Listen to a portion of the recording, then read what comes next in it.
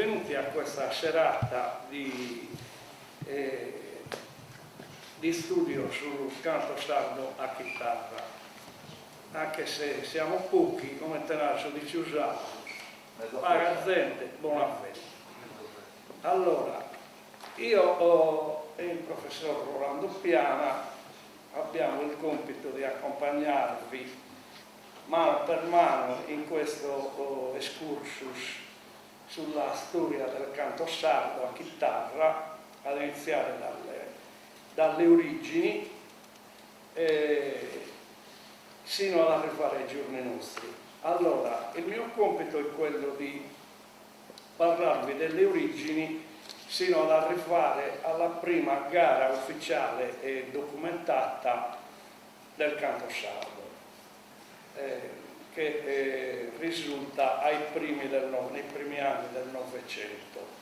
Poi il professor Rolando Piana, da lì sino ad arrivare ai giorni nostri.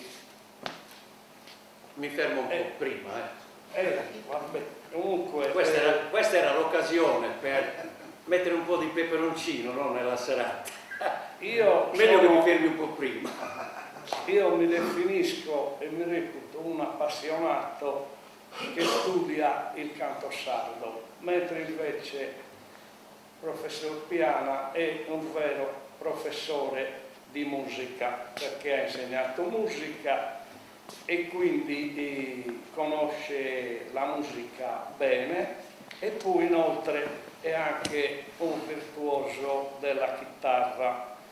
E quindi in tale feste sentirete anche parlare delle tecniche della chitarra, delle caratteristiche della chitarra, e farà un discorso prettamente musicale. Allora, una domanda che si pongono gli appassionati di questo antico modo di cantare è questa: quando e come è nato il canto sardo a chitarra? La risposta penso che sia abbastanza semplice, oltre che facile.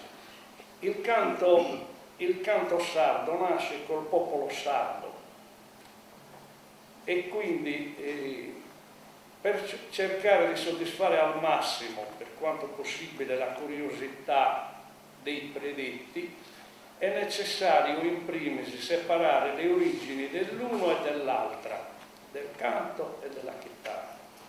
Di quest'ultima sappiamo per certo che essa fu introdotta in Sardegna dagli spagnoli, nostri governanti per 4 secoli. È considerato che la dominazione spagnola inizia con la morte del re Giovanni II, la possiamo fissare benissimo nel 1479. La chitarra arrivata dalla Spagna è diventata sarda. Il primo documento scritto che cita i liutai in Sardegna è del XVI secolo. Infatti, nello statuto del gremio dei falegnami di Oristano risulta che ne facessero parte anche i chitarrari cosiddetti. Nel 1598 un decreto del viceré di Sardegna vietava di suonare la chitarra dopo il rintocco della campana vespertina, quindi presumo serenata non si poteva fare. La chitarra fu utilizzata per accompagnare i preesistenti canti guassarea, poi diventato con lo strumento cantico in re, noresa, muttos, galluresa o tempesina, disispirata e disisperata, miellà, si bemolle, eccetera, eccetera, soprattutto nell'udoro, gallura, anglona e planaggia. L'utilizzo dello strumento per accompagnare i cantadores ne ha cambiato la forma e la cordatura. Le sarde diventano chitarre giganti per avere una tonalità più bassa. Cambia anche la distribuzione dei segni sulla tastiera per evidenziare gli intervalli tonali ed agevolare la tecnica del canto. Gli ideatori del modello più diffuso dal Novecento sono stati il liuttaio e chitarrista Ignazio Secchi di Sorso, e il suo fratello Peppino. Aldo Cavizza in seguito apportò ulteriori modifiche ingrandendo le misure della cassa armonica, portandola a metà tra una chitarra classica e una chitarra a basso. Salvatore Stangoni di Agius, noto Balorintundu e maestro del coro Galletto di Gallura, tra l'altro Gabriele D'Annunzio è lui che aveva coniato questo epiteto per Salvatore Stangoni. Lo Stangoni in un'intervista del 1966 disse che l'organetto diatonico, quello che noi chiamiamo Susuno, è entrato in Sardegna prima della chitarra e sostituiva il coro per non affaticare più di tanto i cantori. La serenata, ad esempio, è derivata dal canto a concurso, perché colui che decideva di dedicare un concerto al chiaro di luna per la propria amata non sempre gli era possibile reperire altri 4 cantori, e allora capitava di cantare in 3 oppure in 2 e qualche volta anche da solo, per cui con l'arrivo prima dell'organetto e poi della chitarra il cantore poteva accompagnare le sue melodie suonando l'organetto da sé, senza l'apporto di altre persone. A questa fattispecie citata dallo Stangoni occorre aggiungere che il cantore, in questi casi, era obbligato ad essere monodico, perché l'innamorato, se aveva qualcosa di segreto o di mortificante da comunicare all'amata, volle essere solo. La circostanza, rivestendo carattere assolutamente intimo e delicato, richiedeva dunque la massima discrezione e riservatezza, vietando severamente la presenza di estranei. Molto importante sull'analisi dello strumento vocale è la lezione del famoso etnomusicologo, scrittore, chitarrista e cantante trippiese, professor Gavino Gabriel, quando testualmente afferma che la Sardegna è terra, come poche altre, naturalmente musicale. Codesta naturale musicalità resiste ancora alla invadenza alluvionale di rumori e frastuoni che accompagnano il turbinoso progresso meccanico. Il canto non è distrazione ma distensione ed è suggerito al cantore in libertà dalle vibrazioni acustiche, visive, olfattive della valle e del monte, del torrente e della foresta, del cielo e del mare.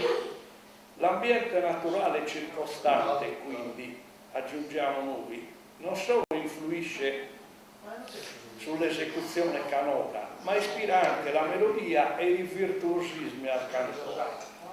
Il mare, l'arena, la steppa, cioè la distesa all'infinito dell'orizzonte. Ma mi sentite o... No, vai.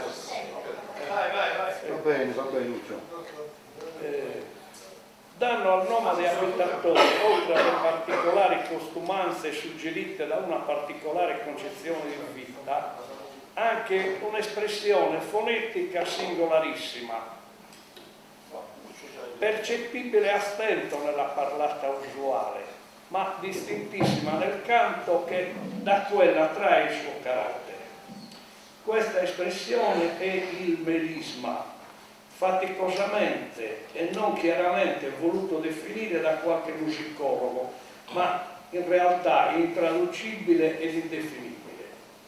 La voce, timbro, colore, intensità, anima, è creata o plasmata dall'orecchio. L'organo fonetico dà la materia brutta, come la cava di marmo, come la cava dà il marmo all'artista o al mestierante. L'orecchio adatta a piacimento suo la sonorità e gli effetti.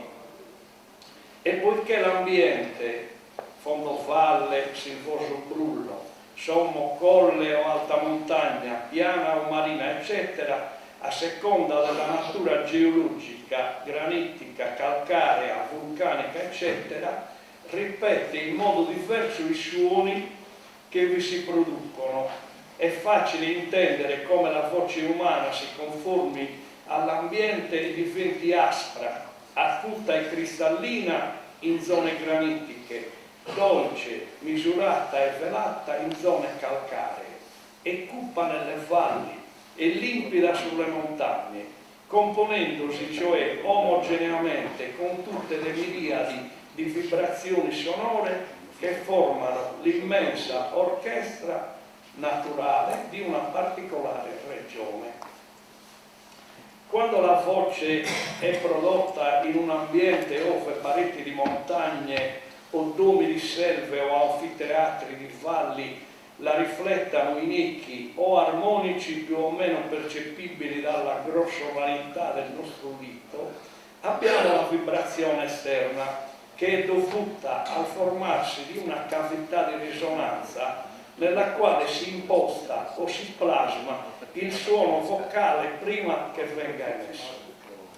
Quando invece la voce emessa dall'uomo corre senza ritorno, senza riflessione o eco, perché la natura è desertica, mare o arena o l'onda, allora per una misteriosa necessità di commozione si forma la vibrazione interna, che è l'effetto della tensione di tutto l'organismo umano ed è indizio, direi quasi, di un concerto molecolare nel quale ogni cellula del nostro corpo vibra e opera in canalità, dando all'organo fonetico la sua particola infinitesimale di sonorità in potenza, che ogni cellula è tutto l'uomo.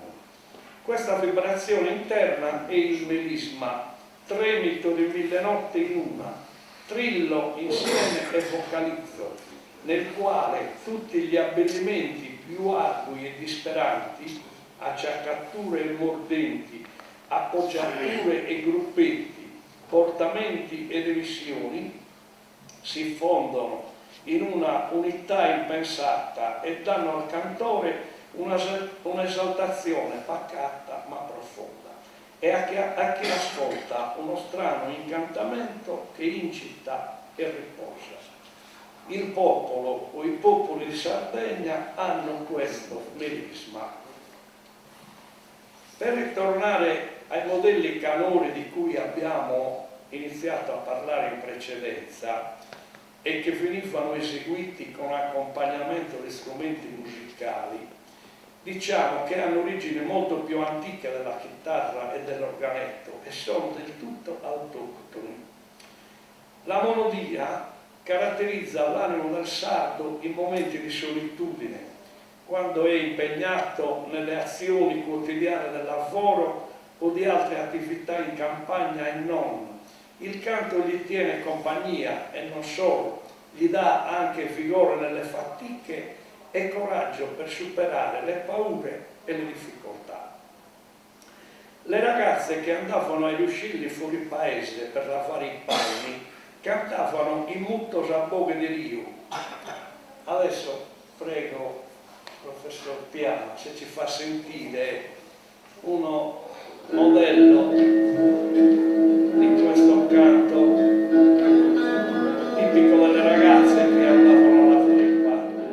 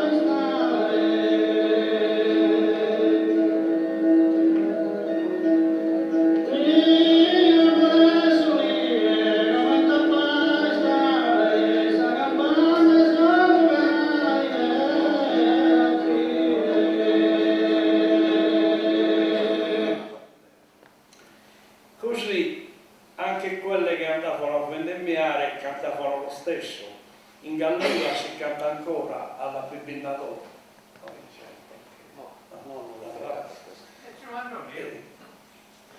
No, ci sono i sì, sì, c'è Cicchetto Mannoni che canta Coraggio Bibbinadori, questi anzetti rimane, sedere a Pariaggiani, la Igna per la Fiumi.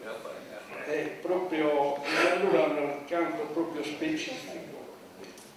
Quando io ero bambino, e mi riferisco al quinquennio dei fine anni 50, ricordo che per molti anni succedeva che la vendemmia della nostra vigna di Fontana ai Gode, che adesso confina con la strada statale 131, lì proprio dove passa la strada c'era la vigna di proprietà di un mio cugino, Giovanni Sava Malgari. Non appena che mio padre e gli altri sentivano la voce della moglie di questo mio cugino, che si chiamava Menia Pintus, mio padre imponeva il silenzio a tutti, nessuno poteva fiatare, però aveva ragione, perché era veramente bello ascoltare questa donna senza microfono, con una voce potente che si sentiva in tutte le campagne circostanti, si sentiva, poi una bella voce, figlia d'arte anche, perché la madre era una grande cantadora, non di palco chiaramente, ma di occasioni familiari. E quindi soprattutto ai giovani, perché i giovani allora prediligevano la musica leggera, ma mio padre e gli altri a una certa età preferivano il canto sacro. Vi erano poi quelle che cantavano durante la cantatura della lana o del lino, e in Gallura si canta ancora oggi la gramenatura, le filatrici Savilonzano, il canto del carrettiere, quello sul carretto neri, era scandito dal ritmo dei passi del cavallo o dell'asinello ed accompagnato dal rumore delle ruote e dal cigolio degli assi del carretto. Adesso sentiamo il carretto di Gallura.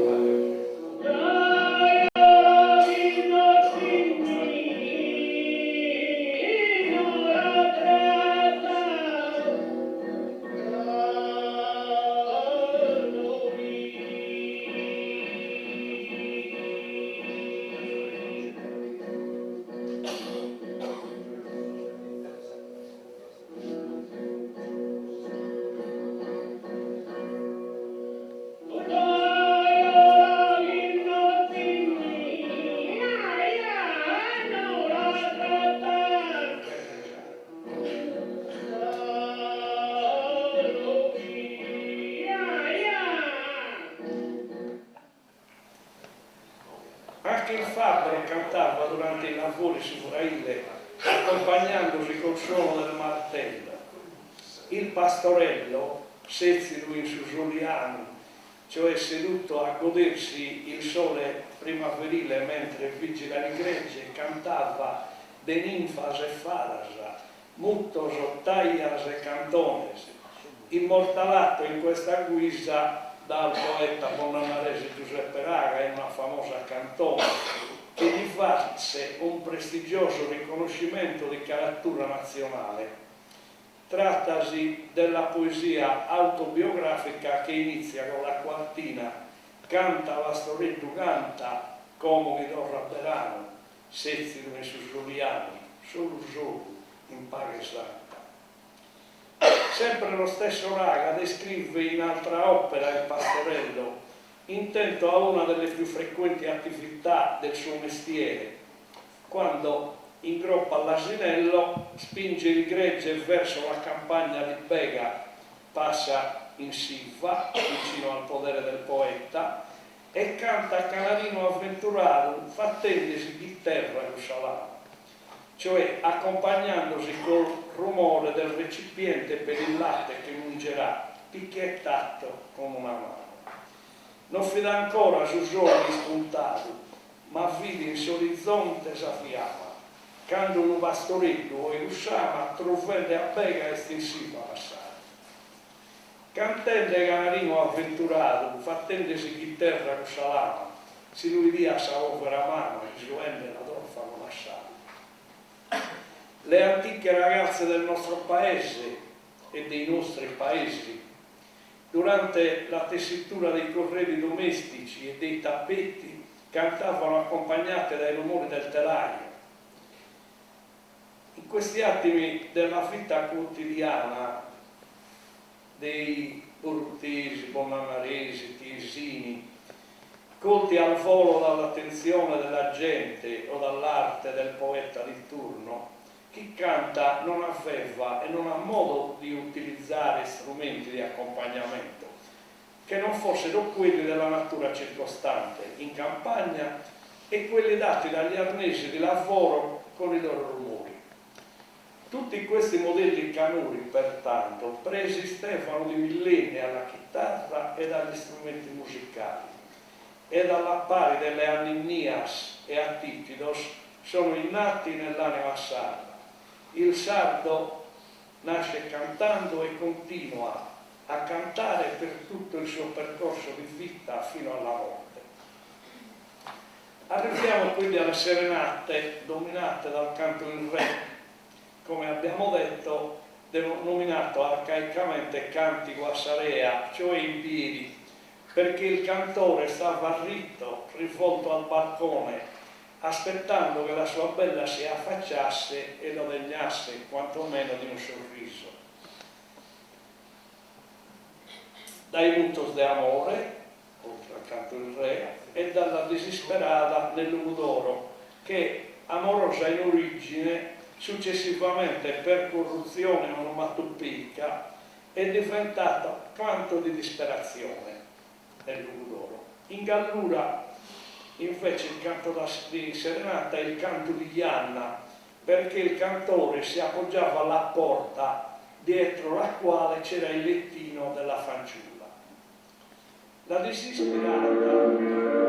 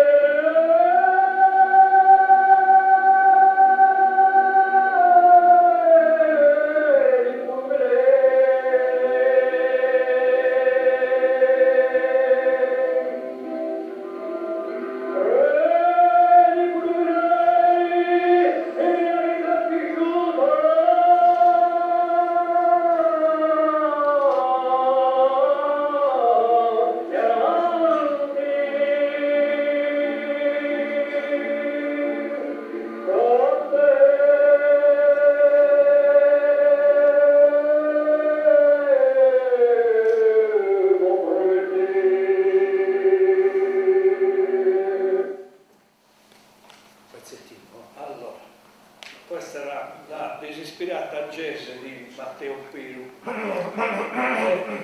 disispirata serenata, sì, bella serenata. bella serenata.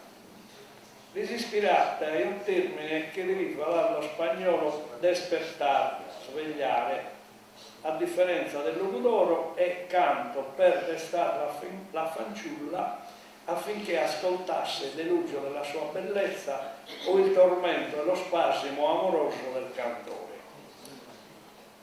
Questi strumenti, sia l'organetto che la chitarra, impreziosiscono i canti monodici prima ricordati, corredandoli di una veste armonico-musicale che renderà molto più gradevole l'ascolto, Inoltre forniscono al tenore la nota precisa al quale esso si appoggia per cantare ben intonato e gli ispirano la fantasia delle melodie.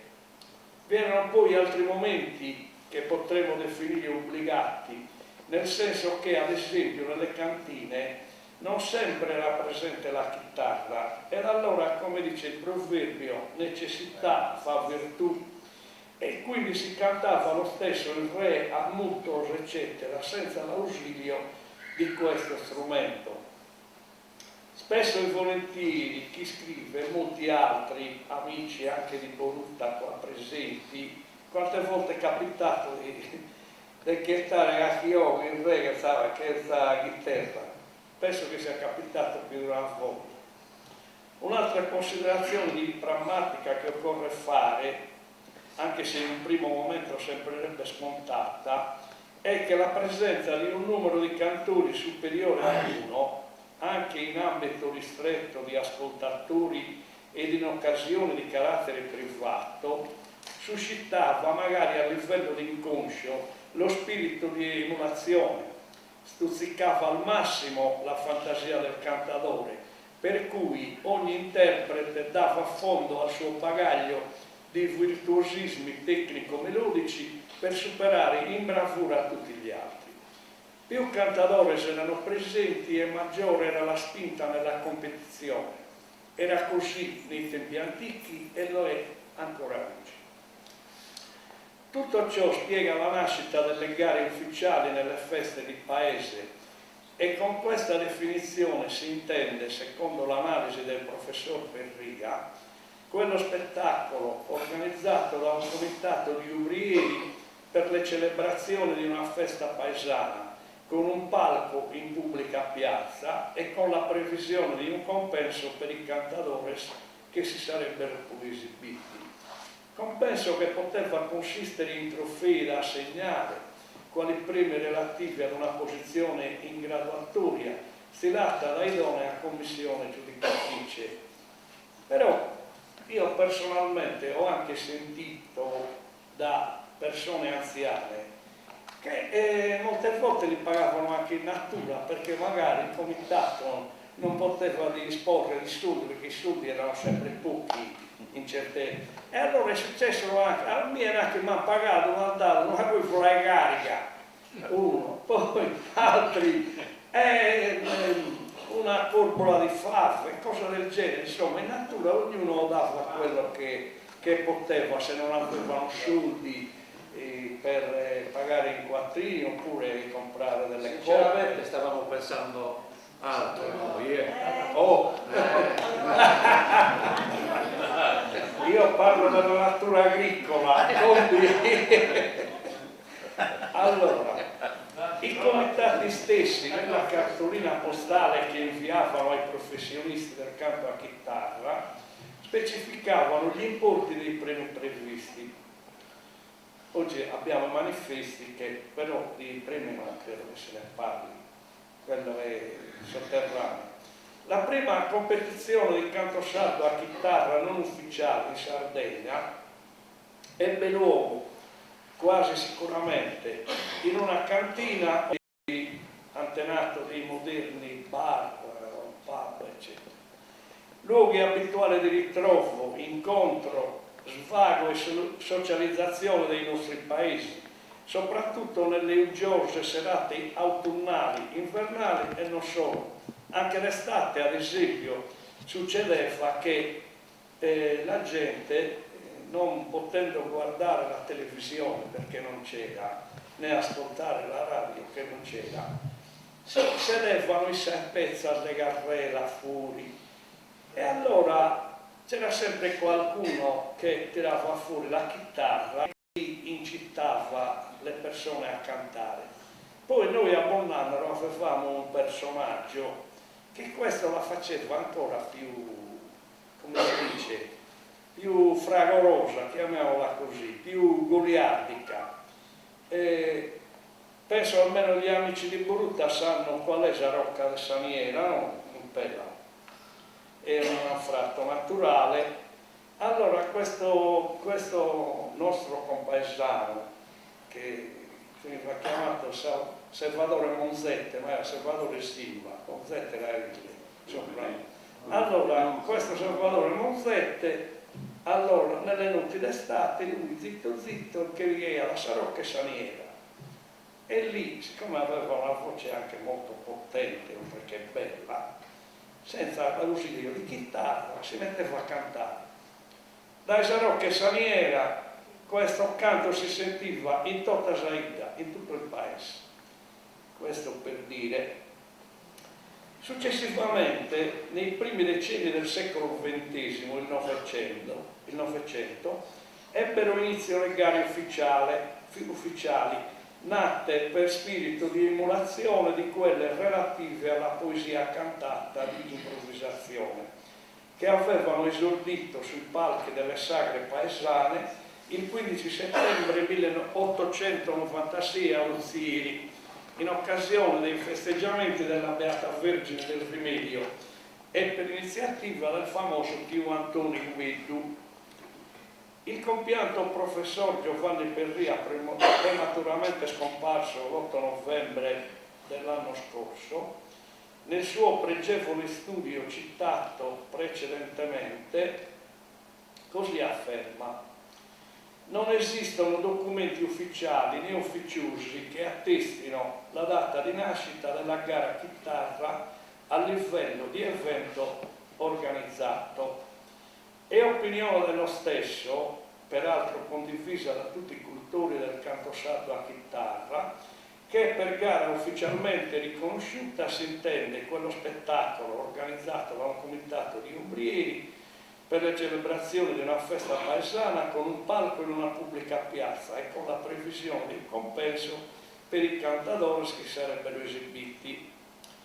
Più avanti individua come prima gara ufficiale una che si svolse a Bonnannaro il 20 gennaio del 1915 in occasione dei festeggiamenti per San Sebastiano Martire, patrono dei pastori.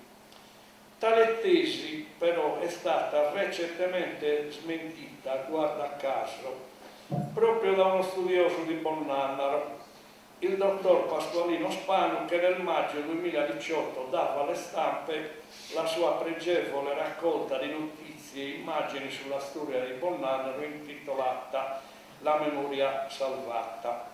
Dalla cronaca di Chiesi del giorno 28 giugno, apparsa nel quotidiano La Nuova Sardegna del 30 giugno-1 luglio 1913, a pagina 2 l'autore dell'opera su indicata riferisce che nel mese di giugno dell'anno 1913 si svolse a Chiesi la festa in onore di San Giovanni Battista, con gara di canto sardo a chitarra, alla quale parteciparono anche due bonnannaresi, Solinas Raffaele e Soggio Januario.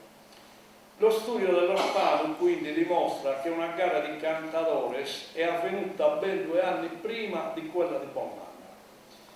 Vista l'importanza del documento e dell'avvenimento su scala regionale, anche e soprattutto ai fini della storia della gara di canto a chitarra, riteniamo indispensabile riportare l'intero trafiletto citato.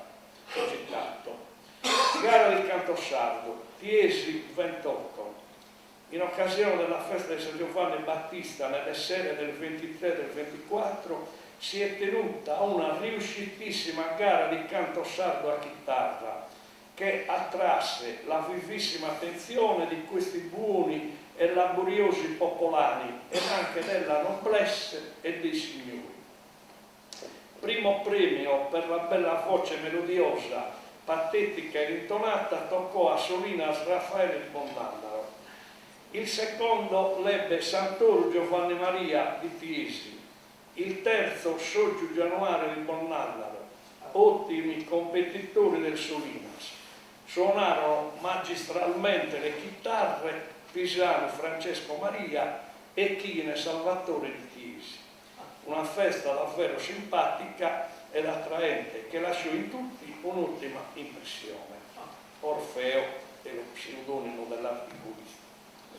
Se è vero quindi che non esiste un atto che fissi la data precisa della prima gara, È altrettanto vero che questo trafiletto certifica una gara ufficiale di canto sardo a chitarra avvenuta il 23 e 24 giugno 1913. Tale festa si svolgeva a Chiesi nella chiesa di San Giovanni in onore del santo patrono dei giovani ancora civici, Sor Baianos. Detto santuario si trova nell'immediata periferia del paese, nei pressi dell'albergo ai Carrubi ed in posizione sottostante, in linea d'aria, al palazzo municipale. Gli spettacoli della festa civile si svolgevano su un palco naturale dato dal piano rialzato della strada sopra la chiesetta e la gente assisteva ed ascoltava dal sagrato sottostante. Poiché il suddetto avvenimento è assai lontano nel tempo, oltre un secolo, non è stato possibile reperire testimonianze dirette, però grazie all'amico professor Salvatore Ferrando di Chiesi, studioso della storia del suo paese, sono state trovate notizie più precise sui protagonisti chiesini di quella gara. Gian Maria Santoro si chiamava in realtà Giovanni Maria Bassu, ma era meglio noto col cognome della madre, che era una Santoro, a causa di un antico vezzo degli abitanti del Meilugo ereditato dagli spagnoli quando si voleva individuare meglio, con precisione, una persona tra vari omonimi. Francesco Maria Pisano, morto in giovane età, era fratello di Favore, padre di Franzi Cantoni, il fabbro più conosciuto col soprannome di Luizzaro, che aveva l'officina in Carrere Bretta. Borecchine era uno della ditta Fratelli Chine, scarrista, famosa nel secolo scorso per la costruzione di carri, tumbarellas e barroccios. Io ho terminato e cedo la parola.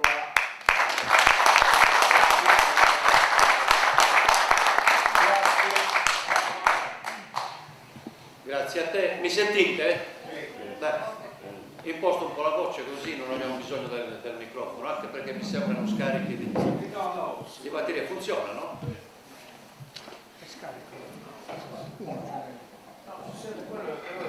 Allora, sì, ci sentiamo. Io invece vorrei continuare questo discorso prettamente sul canto a chitarra. E innanzitutto devo fare i complimenti al sindaco e all'amministrazione di Borutta, che hanno avuto il coraggio di organizzare in 2 giorni, che non riescono ad organizzare centri molto più, diciamo, importanti tra virgolette e con capacità finanziarie molto più sostanziose, no? Quindi complimenti da parte mia davvero. E forse Borutta purtroppo le radici vere del nostro canto a chitarra rimangono ancora nei nostri piccoli paesi. Il mio paese Bursi sta morendo come numeri, no? Borutta non so quanto tirerà ancora, eccetera. E i grandi affezionati del canto a chitarra se ne stanno andando piano piano. I veri intenditori grandi non ci sono quasi ormai più. E noi, un pochettino più giovani, amanti di questo genere, forse perché consci del fatto che sta per morire questa nostra tradizione, stiamo lottando, cercando di lottare per mantenere queste radici e tramandarle alle generazioni. È un lavoro difficilissimo, ce ne stiamo accorgendo, perché le nuove generazioni, la massa non segue più questo nostro genere, e invece se torniamo indietro di 40, 50, 60 anni fa, si viveva di questo genere durante le feste.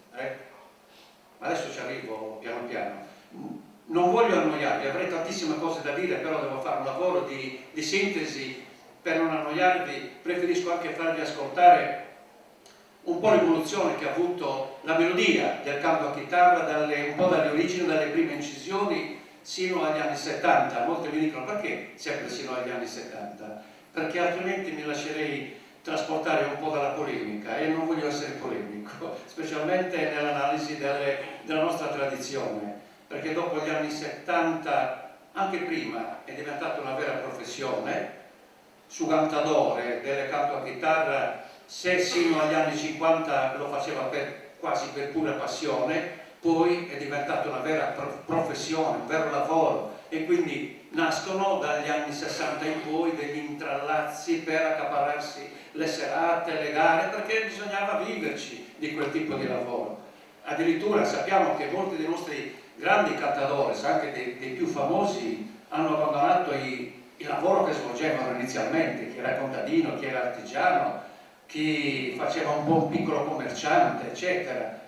E visto che si guadagnava bene, facendo dalle 80, dalle 100 serate all'anno, e vi garantisco che erano cifre alte, addirittura sino a tutti gli anni 80 esentasse. Anch'io quando suonavo sul palco nei primi anni 80 era così, erano cifre niente male, e non bisognava, cioè era il comitato che pagava una piccola tassa e basta, però i cantatori avevano un netto stabilito da loro spesso, non solo dal comitato e così via. Però non voglio dilungarmi su questo aspetto adesso, più che altro vorrei soffermarmi sull'aspetto anche tecnico dell'evoluzione che ha avuto il canto. Chi erano i nostri cantadores? Quelli conosciuti per sentito dire, specialmente all'inizio del secolo, del 1900, non erano tanti, eppure cantavano tutti. Non c'era paese dove non si cantasse. Bonanno, il mio paese cantavano tutti, a Perfuas, dico l'Anglona, e l'Anglona ha avuto un peso enorme, se ne parla poco, però io continuando le ricerche, le analisi sulle caratteristiche vocali di questo canto a chitarra, chiamato anche canto logudorese, fondamentalmente mi sono sempre chiesto, ma perché i più grandi cantatori, quelli più conosciuti, provenivano tutti dall'Anglona? E un motivo molto probabilmente c'era. Bonanno aveva il suo nucleo, anche Borutta, però non ha avuto grandi cantanti che hanno avuto la spinta per il professionismo, diciamo, e cantavano tutti bene, poi lo sentiremo. E quindi cosa voglio dire? Il canto ha avuto una grande evoluzione. Inizialmente, sino a tutti gli anni 40, devo riconoscere che il canto a chitarra si basava su un canto, io lo chiamo campagnolo, semplice, una espressione naturale, un canto molto spontaneo, veniva eseguito da tutti in quelle occasioni. L'ha già detto il dottor Malgari poco fa, le feste casalinghe erano le occasioni principali, poi c'era anche i suzzilleri, ma non sempre tutti andavano ai suzzilleri. Le vere occasioni erano le feste organizzate in casa, i matrimoni, i battesimi, ricorrenze varie, eccetera. Anch'io che non ho questa età, insomma, ho superato i 60 anni anch'io, però mi ricordo da ragazzino che non c'era occasione quando ci trovavamo con i parenti che gli uomini non terminassero col canto a chitarra. E spesso quando non c'era chitarrista disponibile si cantava a bocca nuda, non occorreva strumento. A proposito dello strumento, inizialmente dai documenti che ho ricercato io e dalle notizie che continuo a ricercare, inizialmente si cantava senza strumento. In Gallura, per esempio, per la ragione che Bonanno Alberto si prende il merito della prima gara ufficiale nel 1915, molto probabilmente era la gara ufficiale organizzata da un comitato che pagava i cantadores con delle cifre ben chiare, ma nonno mi diceva, Domenico Dumarvas, che ha cantato tutta la vita, no, noi le gare le abbiamo sempre fatte, anche prima di quella data. Probabilmente non c'era una grande comunicazione tra paesi, questo lo sappiamo. Che c'era la comunicazione che abbiamo oggi. Allora quello che succedeva spesso rimaneva all'interno dei confini dei nostri paesi, quindi si divulgava, magari se uno andava fuori si ricordava, caspita, hanno fatto una bella gara di canto in quel paese, ma le facciamo anche noi, eccetera, e così via. Quindi le gare si facevano. Io so per esempio sempre del 1912-13, in una festa di Sant'Isidoro a Tempio, dove ha cantato Candida Mara, Giovanni De Vortes, il grande, suo mastro, il grande cantante laerrese di Laerro, e anche il padre di zio Leonardo Cavizza. il padre non era un cantatore famoso, però se lo chiamavano a cantare il Cattempio vuol dire che era conosciuto anche lui. E quindi le gare, do ragione a mio nonno quando diceva, le gare le facevano anche prima, però mettevano in palio su anno un premio per chi resisteva di più cantando, molto probabilmente. Raramente la donna saliva sul palco. In quel periodo, nei primi 20 anni del Novecento, le due donne che salivano sul palco, la prima è stata Candida Mara, ce n'era un'altra a Tempio, Anna Maria o Giovanna Maria Multinetto si chiamava, che lavorava alla stazione di Tempio. La famiglia gli ha sempre vietato di cantare sul palco, però tutte le volte che i cantatori dovevano prendere il treno per muoversi in Gallura e trascorrevano quasi tutta la notte nel bar della stazione di Tempio, e lei lavorava nella stazione di Tempio, e lei cantava insieme a loro e cantava benissimo. Queste notizie le abbiamo. Quindi le donne hanno sempre cantato, chiaramente non gli era permesso di salire sul palco. La stessa Maria Rosa Punzoludu, da ragazza gli veniva vietato di cantare dal padre, il padre un ciabattino, cantava dentro casa e basta. Poi molto probabilmente, come invecchiato il padre, ha avuto la libertà e ha iniziato anche lei a cantare sui palchi, e che carriera che ha fatto. Quindi dobbiamo ricordare che la voce femminile è fondamentale, perché la donna, è vero che il compito della donna a quei tempi era quello di allevare i figli, governare la famiglia, il compito dell'uomo era un altro, però cantavano entrambi. Io qui ho tanti documenti anche di mio nonno che racconta cosa si faceva proprio in quel periodo, e ve ne faccio ascoltare un minuto per capire veramente cosa si faceva. Ma non è che lo facesse solo lui, lo facevano dappertutto, in tutti i nostri paesi. Per esempio, questa è un'intervista, una chiacchierata che ho fatto con lui nel 90.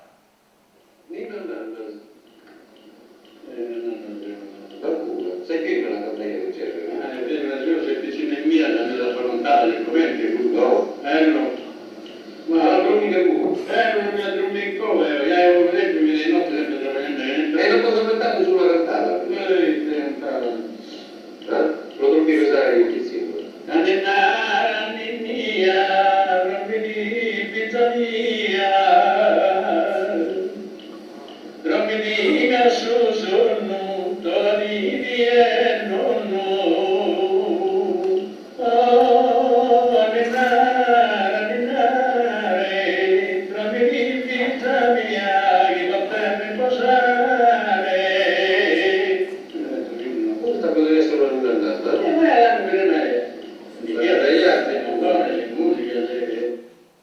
Chiudo qua perché è una chiacchierata lunga dove io ne approfittavo per avere queste conoscenze. Ma succedeva in tutti i paesi. L'uomo, chi sapeva cantare, cantava anche le canzoni per ballare il zinnos, no? Su tentai, eccetera. E le donne, anche durante le faccende di casa, cantavano. Come abbiamo visto prima, il compito della donna era amministrare la famiglia. Andavano a lavare i panni, allora andavano nei ruscelli, ed esistevano quindi sos cantones a Bogue de Rio. Come abbiamo visto, sos carulantes avevano cantones a Bogue de Carro. E ascoltandoli, io ne ho parecchi esempi di questo, ascoltandoli ci sento un po' la modulazione di quello che si chiamerà poi su canto in re, anche se non è la stessa cosa, però si sente, le radici sono quelle. Il canto in re è diventato canto in re una volta che è nata la gara, ed era il canto base, ma era suonato a boguerea. Boguerea vuol dire cantare in piedi. Perché? Perché chi cantava si alzava per cantare, quindi era quasi una cosa sacra il canto, non si cantava seduti. E nelle prime gare nonno mi diceva, il palco già si faceva con 4 assi, tanto per dire che si saliva di 1 metro da terra, no? Per vederli un po' tutti i cantadores. Quando c'era il chitarrista famoso, ed erano pochi in quel periodo, nei primi 30 anni del Novecento, non erano tanti chitarristi, a Sassari c'erano, ma non tutti andavano nei paesi, Si muovevano i Fratelli Secchi inizialmente, però non potevano andare in tutti i paesi durante le feste contemporaneamente, e quindi spesso mi dicevano che si faceva accompagnare anche, c'era qualche ciabattino che strimpellava un accordo, 2 accordi, quindi chiamare i chitarristi è un po', dico io, un po' azzardato, no? Però Francesco Guido mi diceva, l'importante è che si sentisse esaguata la corda del re, no? e c'era l'intonazione, poi continuavano loro tranquillamente. La chitarra neanche si sentiva, non c'erano amplificatori, non c'era nulla, però c'era silenzio assoluto, perché interessava la modulazione vocale dei cantadores e allora si riconoscevano, non ce n'era uno uguale, ognuno aveva il suo stile, la sua espressione, e in quel periodo andavano per la maggiore De Vortes di Laebru, c'era un certo Fais di Bloaghe,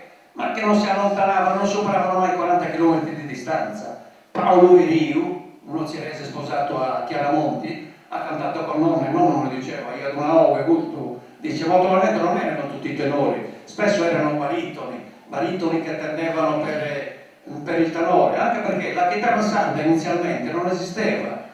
Quando c'era una terzina, una chitarra normale, chiaramente per poter cantare con questo tipo di voci bisognava accordarla molto bassa. Infatti io, analizzando le prime incisioni degli anni dal 28 al 32, mi rendo conto che anche le stesse chitarre che si costruivano i Fratelli Secchi erano quasi sempre scordate, perché non erano perfette, si ricostruivano loro, quindi erano leggermente sfasate, le abbassavano di tonalità per far cantare più o meno baritoni e tenori, e quindi insomma iniziamo a sentir parlare di veri chitarristi da Ignazio Secchi. Ignazio Secchi è stato, secondo me, il chitarrista che ha dato l'impulso, proprio la caratteristica particolare ad Adolfo Merella, anche se Adolfo Merella ha avuto vari chitarristi da cui ha preso, da quelli di Usini, ma dai vari chitarristi che suonavano a Sassari, Sozzilliris, da Taresa, no? Ma Merella ha dato un'impronta talmente personale e un cambiamento all'accompagnamento della chitarra che è diventato una colonna, è una colonna fissa dell'accompagnamento a chitarra. E a questo punto potrei introdurre il discorso più tecnico dell'accompagnamento della chitarra nelle gare. Inizialmente la chitarra, ci fosse o non ci fosse, non era molto importante. Addirittura qualche gara veniva fatta con Susurno, no? Con l'organetto, perché non c'erano chitarristi. In genere, nelle prime gare, il chitarrista stava dietro i cantadores, proprio a dimostrazione che non aveva una grande importanza. E accompagnava semplicemente con, vabbè, guardate che il canto che si faceva nel primo periodo bastavano 2 accordi per accompagnarlo, era il re do, il canto re do e basta. Non c'erano tutte le evoluzioni melodiche che sono venute fuori dopo gli anni 40 e gli anni 50. Quindi ecco perché dico che i cantadores della prima generazione erano cantadores che cantavano a campagnola, dico io, no? In maniera molto personale sì, ma molto semplice, quindi senza grandissime variazioni. E ciò che riuscivano a interpretare personalmente ogni cantatore è perché aveva delle caratteristiche innate che gli permetteva di cantare in una certa maniera, non perché la ricercassero, perché per loro era naturale cantare così. La stessa Candida Mara di Nurvi, che girava tutta l'Angrona, la Gallura, veniva anche in questa zona a cantare, lei non era bravissima in tutti i generi della gara del canto a chitarra, anche perché sino agli anni 30, guardate che la gara veniva fatta da più canti in re durante la serata, più poesie quindi da interpretare, si faceva a San Moresa, poi vi dico come ha raccontato il trio famoso Tesoro, Porchetto e Cossu dell'origine del San Moresa, perché ci sono varie interpretazioni, io vi dico la loro. La stessa Candida Mara era bravissima nel canto in re, cantava a San Moresa, cantava in Utos, ma poi si fermava, i classici non li cantava. Molto probabilmente lei competeva benissimo e gareggiava benissimo, senza nessun timore nel canto in re, canta San Moresa, qualche canto gallurese, anche perché la Gallura ha avuto un peso abbastanza, già dagli inizi della gara, abbastanza importante, dal momento in cui i cantadores galluresi hanno iniziato a cantare in logudorese, perché nelle prime gare cantavano sempre in gallurese loro, e molto probabilmente i galluresi interpretavano le loro poesie galluresi e gli angolesi e i logudoresi interpretavano le poesie scritte in logudorese, perché sono due parlate completamente diverse. Tralascio, io non li paragono ai cantanti della prima generazione, perché erano bravissimi, però avevano un canto campagnolo, semplice, senza grandi stronzoli, eccetera. Era un canto legato all'attività che svolgevano, al mestiere che ognuno aveva, la maggior parte erano contadini, quindi era un canto legato all'ambiente sociale in cui vivevano questi cantatori. Ma chi veramente ha portato ad avere un periodo di grande successo del canto a chitarra sono stati gli anni 50 e 60, quel ventennio lì, ventennio dove emergono tantissimi cantadores, ma io mi fermo su 4 in particolare, che hanno qualcosa, non dico che sono superiori ai Pugetu, ai Virtis, a tutti gli altri che ci sono stati in quel periodo, ai Pintus e così via, no, perché ognuno di loro ha introdotto qualcosa, qualche novità. Zio Francesco Covetto di Bulzi, zio Leonardo Cavizza, Ciccheggio Mannoni e Mario Scaro. Per me questi 4 sono le colonne, ognuno è uno diverso dall'altro, con caratteristiche diverse, magari non andavano d'accordo durante la loro carriera tra di loro, però analizzandoli singolarmente, ognuno di loro ha lasciato un'impronta storica nell'evoluzione del canto a chitarra. E adesso ascoltiamo degli esempi di questi 4 cantatori, sono uno diverso dall'altro. Io ho conosciuto bene zio Leonardo Cavizza, sono miei paesani, in particolare zio Francesco Covetto, perché è stato lui che mi ha introdotto nel canto a chitarra, mi ha fatto salire sul palco ad accompagnarlo, ed è lui che ha insistito, perché io suonavo il pianoforte, studiavo già musica, è lui che mi ha spinto ad imparare a suonare all'arpeggio, come alla Marella diceva lui, no? Sono come Temarella, la Savelle Savina, sono come Temarella, perché io suonavo anche col plettro, suonavo la chitarra, allora suonavo il rock, non suonavamo tutti i giovani, la musica della nostra gioventù, eppure piano piano mi sono appassionato all'arpeggio, ne ho ricavato le caratteristiche e l'ho accompagnato per 5-6 anni sui palchi, mi portava lui, e devo dire la verità che io lo facevo perché mi divertivo sul palco, ma a un certo punto ho imparato anche, mentre li accompagnavo, ad ammirarli. Poi accompagnare zio Francesco Covelli per me era facilissimo, no? Perché lui era cadenzato, perfetto, era insomma, non scartava mai. E ho dovuto accompagnare molte volte cantatori che non avevo mai accompagnato, ma è lì che ho capito cosa deve avere il chitarrista nel folklore sardo, cioè deve avere un orecchio sensibilissimo, capire dove andrà a parare il cantatore. Molte volte mi sono trovato anche in difficoltà, ma mi salvava la mia cultura musicale, la base musicale che avevo, quindi diceva al cantatore vai dove ti pare, tanto ti seguo, perché sapevo come poteva modulare, in quel senso lì. Però un chitarrista nato solo ad orecchio poteva avere difficoltà, perché ancora negli anni 80 qualche cantatore, qualche spirito ancora, un po' di personalità ce l'aveva. Quindi io ritorno a queste 4 colonne che sono per me importantissime nell'evoluzione del canto. Ascoltate un po' zio Leonardo, una delle prime incisioni, zio Leonardo Cavizza, accompagnato da Aldo Cavizza a chitarra sola. Guardate la calma,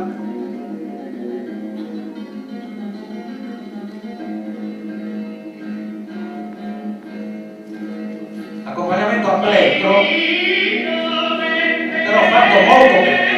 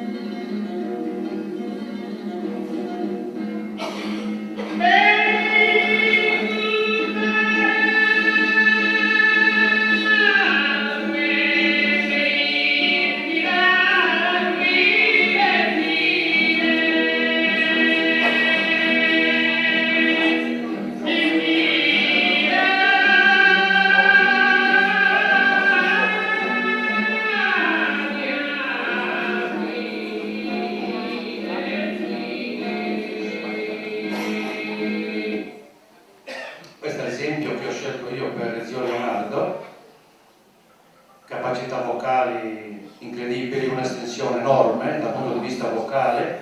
È vero che tendeva lui a urlare molte volte cantando, per me che mostra la sua voce. Io dico che se avesse cantato con una modulazione un po' più serena sarebbe stato enormemente ancora superiore, però è stato grandissimo anche lui.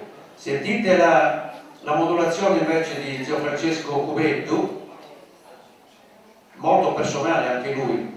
Lui sapeva imitare benissimo Antonio De Sole perché è stato suo allievo, però ha creato un suo stile. Qui Adolfo Marella che accompagna Zio Francesco. Sentite come cambia l'arpeggio.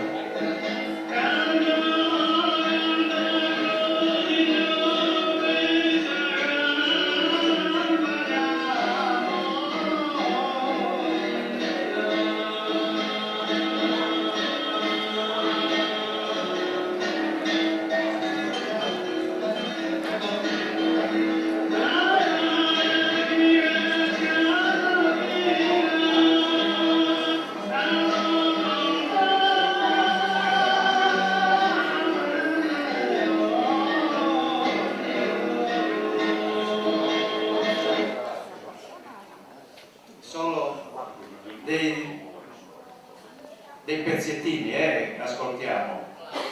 Sentite Cicche Giovannoni, un pezzettino di una sua famosissima Disisperata. Sempre Adolfo Marella, che l'accompagnamento è incredibile. Sentite la Disisperata arpeggiata, inimitabile.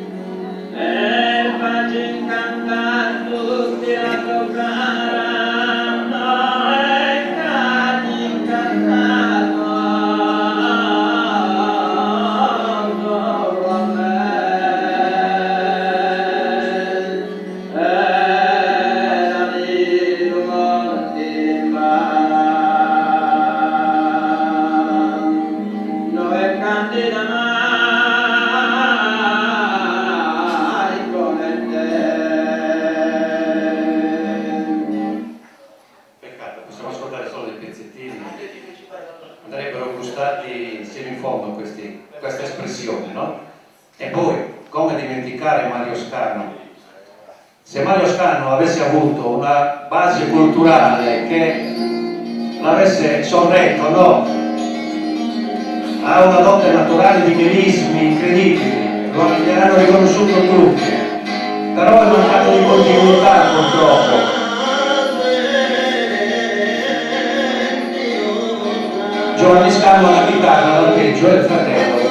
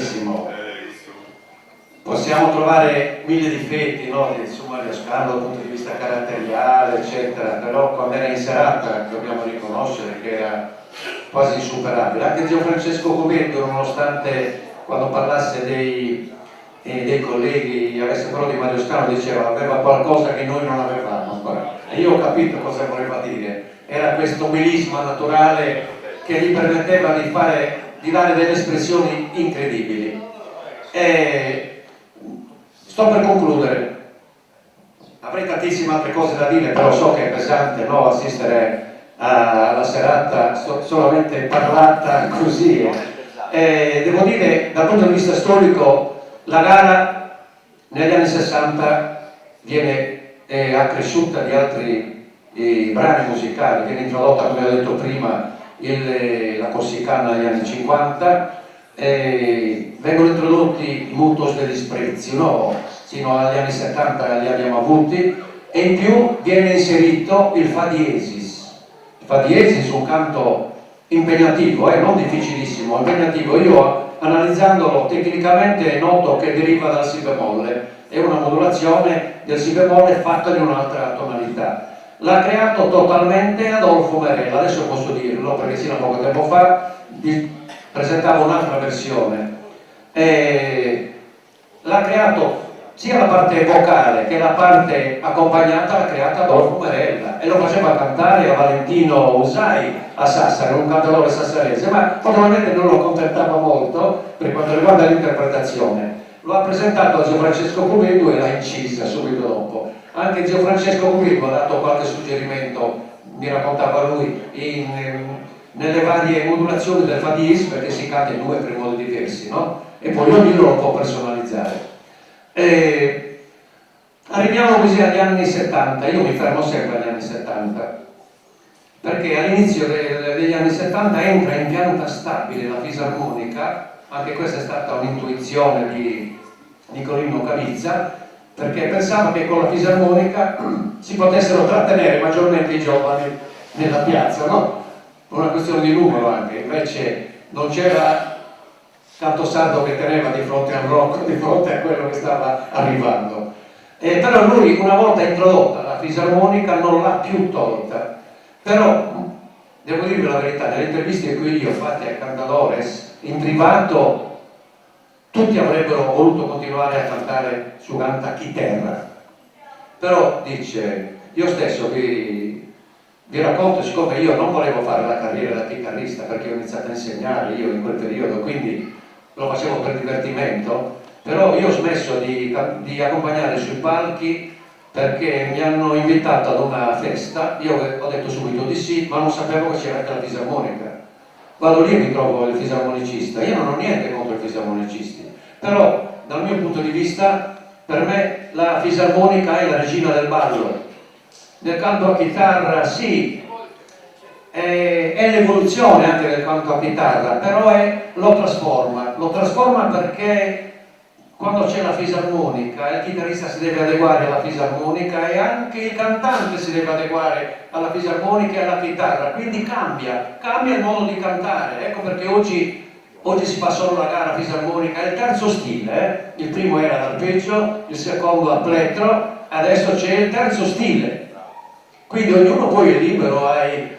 Io preferisco l'arpeggio, c'è chi preferisce il plettro, c'è chi preferisce come si fa oggi. Certo, chi si avvicina oggi al canto a chitarra, se non è un intenditore, nell'orecchio ha solamente fisarmonica, chitarra e cantadore. Se gli facciamo ascoltare un canto degli anni 30, degli anni 20, non lo gradisce senz'altro, non lo gradirebbe, perché non ha l'orecchio allenato per ascoltare quel tipo di modulazioni. Ecco perché io mi sto battendo perché venga piano piano ripreso quel modo di cantare. E ai cantatori molte volte dico, durante la serata, fatelo, perché la gente deve ritornare a riconoscere quella sonorità, perché non conoscendola non si può avvicinare così facilmente.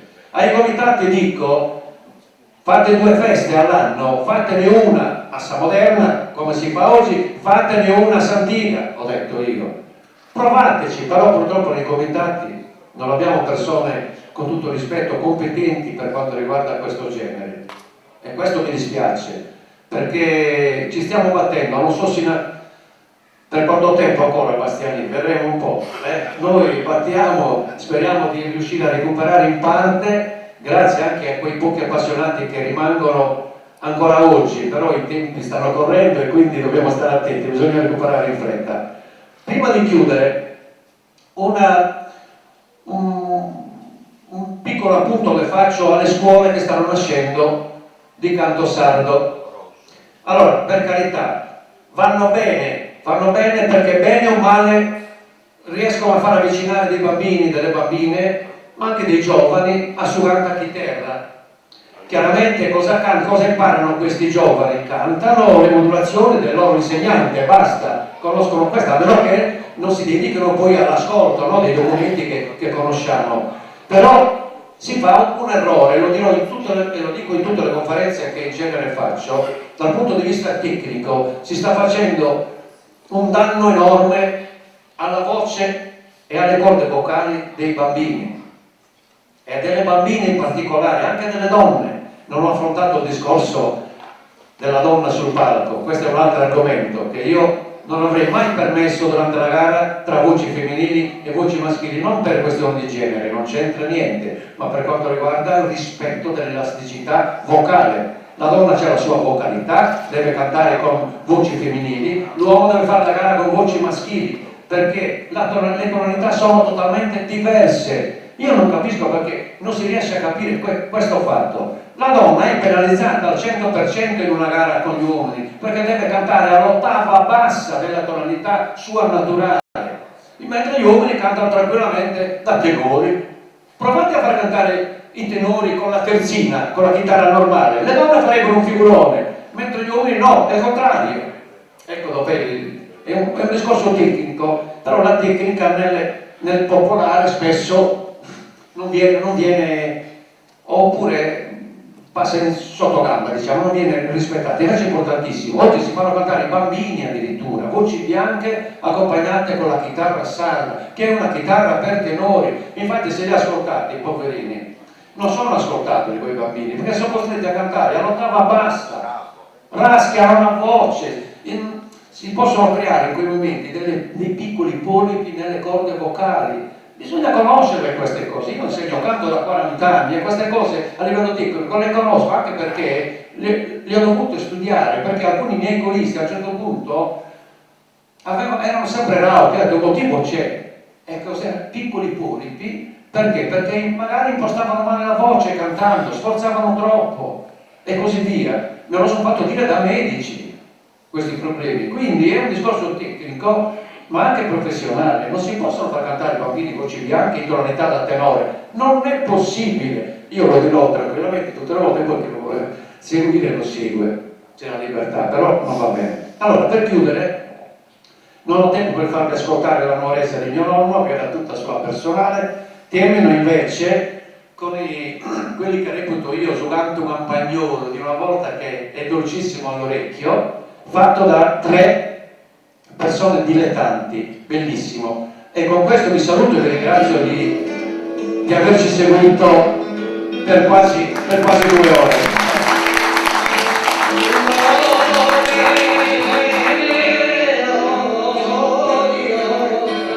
Questo è il tamponetto, il famoso tamponetto, sentite come cantava.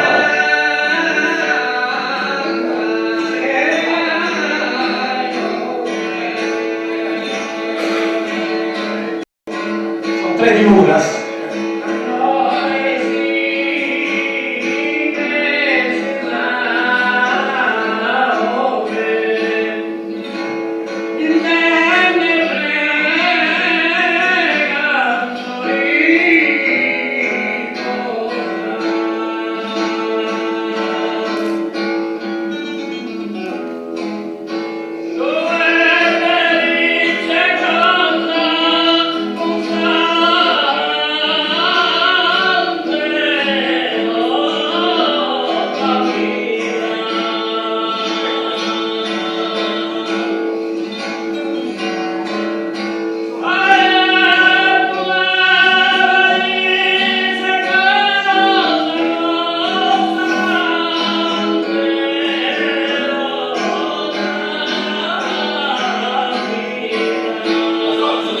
Ecco, questo è l'esempio di come si cantava un tempo, la bellissima espressione naturale delle voci semplici. Questo è il vero canto a boa di terra.